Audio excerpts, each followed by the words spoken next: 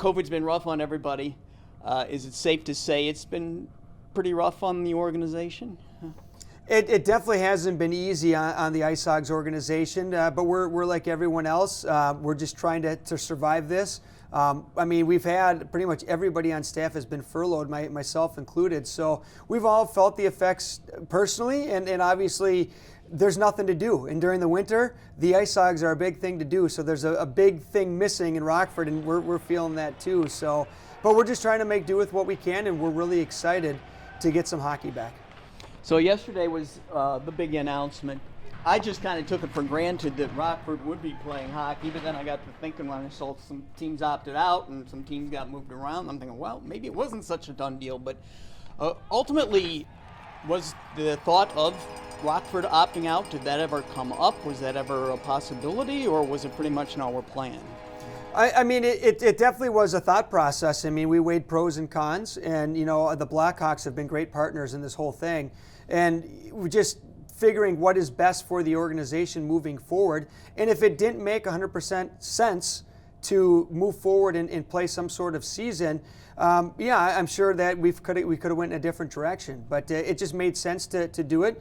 Again, with the Blackhawks as being such great partners over the past now 14 years, you know, it's a development season is what it is. You know, you kind of throw the business side out the window, which, you know, sports at every level, but particularly minor league sports, that's pretty unheard of. And you know, it's going to hurt, but at the same time, you know, I think this is what's best for the organization, for the fans, and obviously for the Blackhawks too. So ultimately, it was the Blackhawks who gave the go-ahead, yeah, we're going to have hockey in Rockford, or was it the city here, or the AHL? Who made the final call, yeah, we're playing in Rockford? It was definitely a joint decision on if we were going to play. And, you know, again, with the Blackhawks and the partnership we've had with them, it just made sense. I mean, you know, there's a lot of different factors that go into it. And one of them is the development of players. And that's obviously going to be the big focus for this year, just because we're not going to be able to entertain fans inside the BMO Harris Bank Center for at least probably the first couple months, if not for the entire abbreviated campaign. So we can pretty much bank on that, no fans at least early on then, huh? Early on, absolutely. I mean, we'll be following all state and local guidelines, any type of guidance from the American Hockey League, any type of guidance from ASM, our arena management company. So there's a lot of different factors that work into it. But it'll start with the Winnebago County Health Department in the state of Illinois and follow any type of guidelines there. But yeah, I mean, we're definitely starting without fans, and I don't even want to project when it would be possible, because this thing is a corkscrew roller coaster that has so many twists and turns. Who knows what's going to happen a month from now? We know the NHL teams they'll be hurting without fans financially, but they've got the TV contracts to fall back on. How do AHL teams survive when they don't have the big money TV contracts? Is it you're relying on the Blackhawks to really help out, or how can you make this work financially here in Rockford? That's a great question. You know, we're going to have to get creative. Creativity is going to be huge here during this abbreviated season. And what can we do to engage Ice Hogs fans in what's on the ice? Obviously, they're not going to be able to see it in person, but what can we do digitally through our social media channels?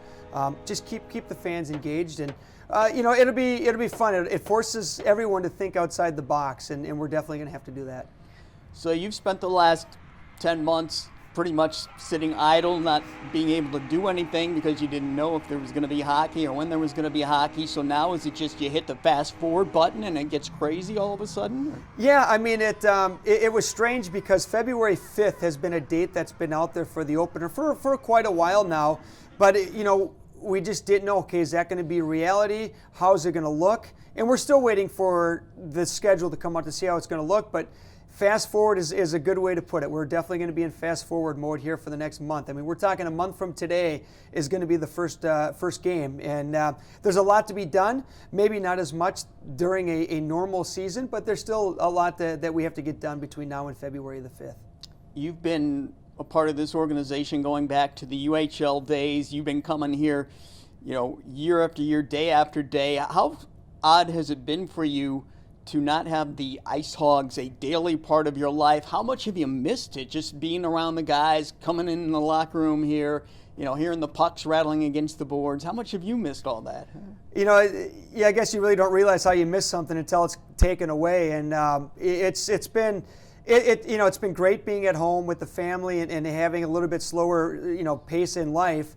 But I'm not going to lie, we hit Halloween and we hit Thanksgiving and Christmas and the holidays, and it was very strange. It's been a long time since I've just been able to kind of relax and not have to worry about different things other than, okay, let's get gifts for Christmas, or what are we cooking for Thanksgiving type thing. And it's been different. So I'm definitely grateful that we're able to return and play some hockey, and I'm really looking forward to getting the entire staff back and building for the 2021-2022 season, because ultimately this is just kind of a bridge, but it's still going to be great to have some hockey back here.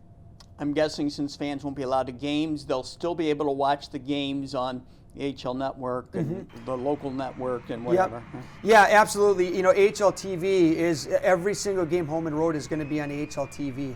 We'll continue to work on some type of radio deal as well so people can tune in. But digitally, whether it's listening or watching, you'll be able to access all that through HL TV.